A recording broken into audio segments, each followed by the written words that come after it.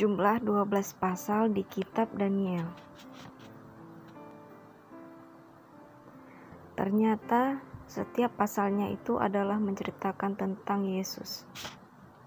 Salah satu tujuan terpenting dari intisari pelajaran Alkitab, yaitu belajar tentang Yesus Kristus.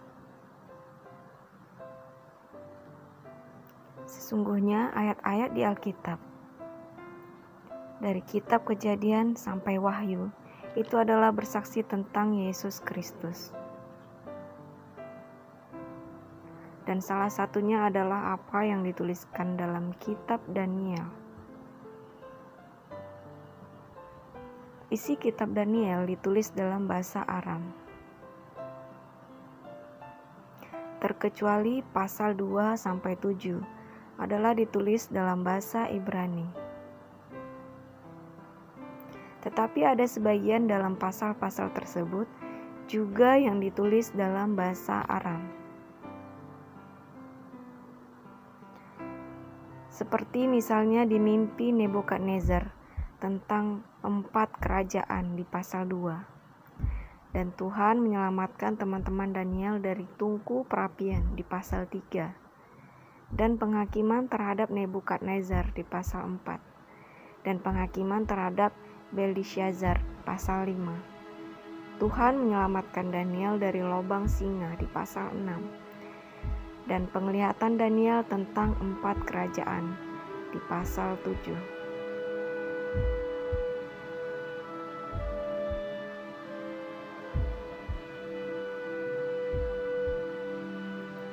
Ada sekitar 200 referensi dalam kitab Perjanjian Baru yang menyinggung tentang kitab Daniel.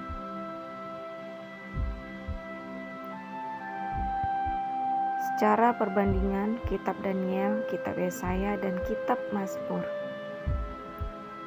adalah merupakan kitab-kitab di Perjanjian Lama yang menceritakan tentang Yesus yang paling banyak dikutip atau disinggung dalam kitab Perjanjian Baru.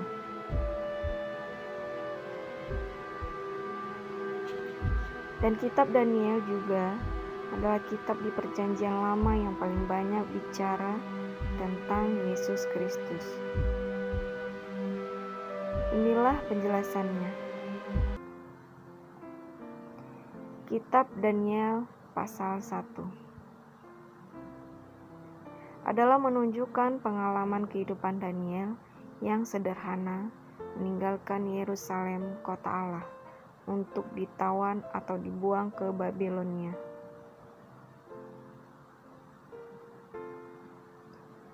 Dan hal itu sejalan dengan pengalaman Kristus yang meninggalkan surga untuk hidup di dunia yang penuh dosa ini dan menghadapi kuasa kegelapan.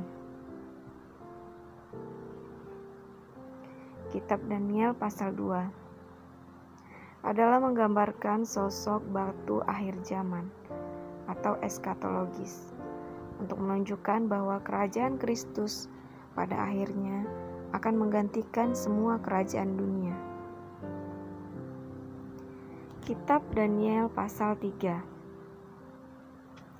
adalah mengungkapkan Kristus berjalan dengan hamba-hambanya yang setia di dalam tungku perapian. Kitab Daniel pasal 4 adalah menunjukkan Allah mengeluarkan Nebukadnezar dari kerajaannya untuk jangka waktu tertentu, sehingga raja dapat memahami bahwa Daniel 4 ayat 26 dikatakan, "Sorgalah yang mempunyai kekuasaan."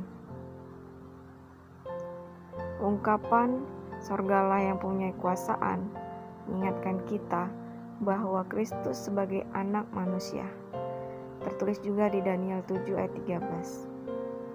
Kitab Daniel pasal 4 menerima kekuasaan dan kerajaan sebagai digambarkan dalam kitab Daniel pasal 7.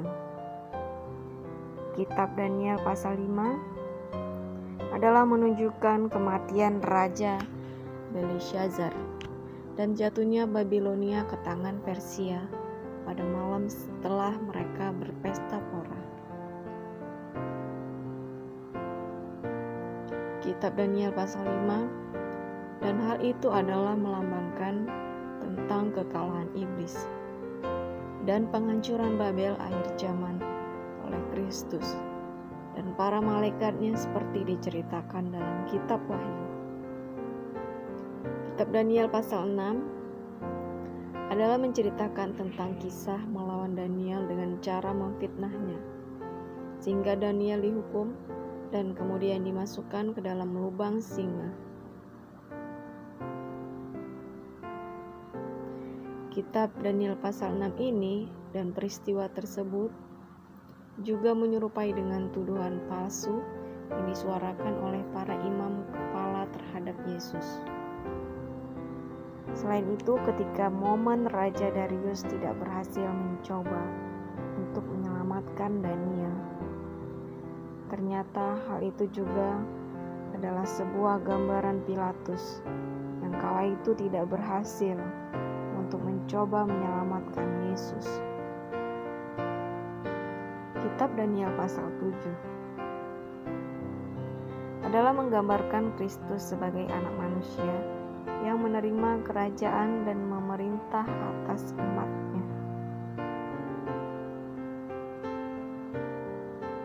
Kitab Daniel pasal 8 adalah melambangkan Kristus sebagai seorang imam di bait suci sorgawi.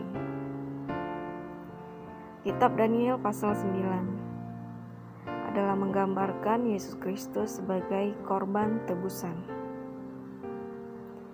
Dan pengorbanan kematian Yesus adalah untuk menegaskan kembali perjanjian antara Allah dan umatnya. Kitab Daniel pasal 10-12 adalah menyajikan Kristus sebagai Mikael, yaitu panglima tertinggi yang bertarung melawan kekuatan jahat dan dengan kemenangan menyelamatkan umat Allah dari kuasa maut. Demikianlah penjelasan ke-12 pasal di kitab Daniel, yang ternyata masing-masing pasalnya adalah melambangkan atau menunjuk kepada Yesus Kristus. Wow, amazing. Terima kasih sudah menyimak video ini, kiranya memberkati kita semua. Shalom.